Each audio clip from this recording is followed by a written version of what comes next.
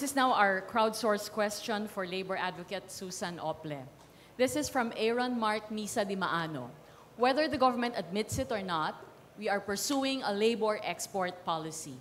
Do you believe in reversing this, or should the response be to support it instead with stronger safeguards for OFW welfare? Ms. Ople, you have a minute and a half. Yes. The decision to leave the country to work abroad lies with the person.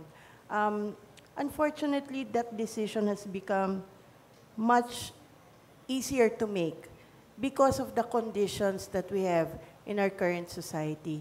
What are these conditions? The difficulty of looking for a job that matches your qualifications.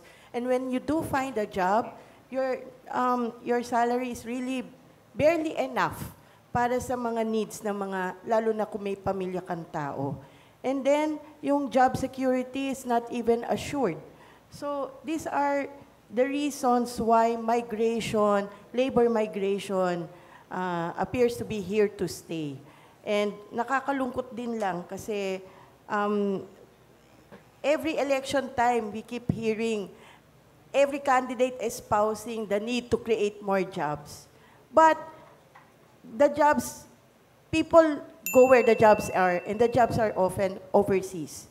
So, export policy ba ito ng gobyerno? Hindi siya declared.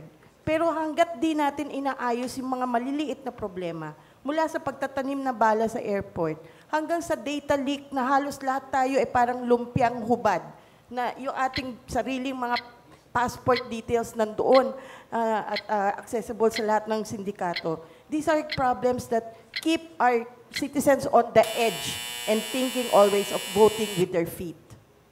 Thank you.